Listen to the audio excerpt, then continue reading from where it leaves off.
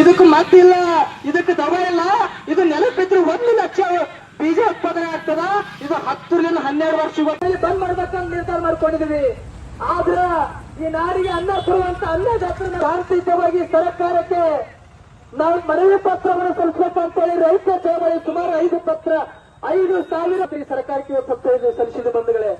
ಅದಕ್ಕಾಗಿ ಈ ಹೋರಾಟ ಬಂದ್ ಮಾಡೋದರ ಈ ನಾಡಿಗೆ ಅನ್ನವನ್ನು ಕೊಟ್ಟಿರುವಂತ ಅನ್ನದಾತರ ಒಂದು ನೆನಪಿಗಾಗಿ ಇವತ್ತು ಸಮರ್ಪರ ವಿಚಾರವಂತ ಕೂಡ್ಕೊಂಡು ಇವತ್ತು ಸರ್ಕಾರ ವರದಿ ಬಂದಿದೆ, ವರದಿ ಆಧಾರಿತವಾಗಿ ಪರಿಹಾರ ಕೊಡ ಅಂತೇಳಿ ಇವತ್ತು ನಾವು ಹೋರಾಟ ಹಮ್ಮಿಕೊಂಡಿದ್ದೀವಿ.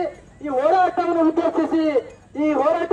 ಉದ್ದೇಶಿಸಿ ಸಮಾಜದ ಹಿರಿಯರು ಆಗಿರುವಂತ ಶ್ರೀಯುತ ಪ್ರಗತಿಪರ ವಿಚಾರವಂತರು ಅಂತ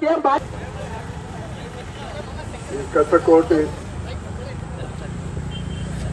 ಒಂದ್ ದಿವಸ ಗದ್ದೆ ಸತ್ತಾಗಿನ ಚೇಂಜ್ ಮಾಡಿ ನಾವು ತಹಸೀಲ್ದಾರ್ಗೆ ಬಸವೇಶ್ವರ ಕೊಠಡಿ ಅಂತ ನಾವೆಲ್ಲ ರೈತರು ಇಲ್ಲಿ ಜಮಾ ಆಗಿದ್ದಾರೆ.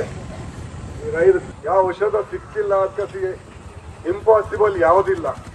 ನಾವು ನೋಡಿದೆವು, ಮನುಷ್ಯಗೆ ರೋಗ ಬಂತ, ಕೋವಿಡ್ ರೋಗ, ಕರೋನಾ ಅಂತ ಬಿಮಾರಿ ಬಂದ್ರೆ ಒಂದೇ ತಿಂಗಳದಾಗ ಅದನ್ನ ರಿಸರ್ಚ್ ಮಾಡಿ ಅದು ತಂದು ಎಲ್ಲ ಇದಕ್ಕೆ ಮಾಡಿ ರೋಗ, ಕರೋನಾ ರೋಗ ಅಸತ್ಯ ಆಗಿ ನಾವು ಇದು ಮಾಡಿದ್ವಿ ನಮ್ಮ ಸರ್ಕಾರ.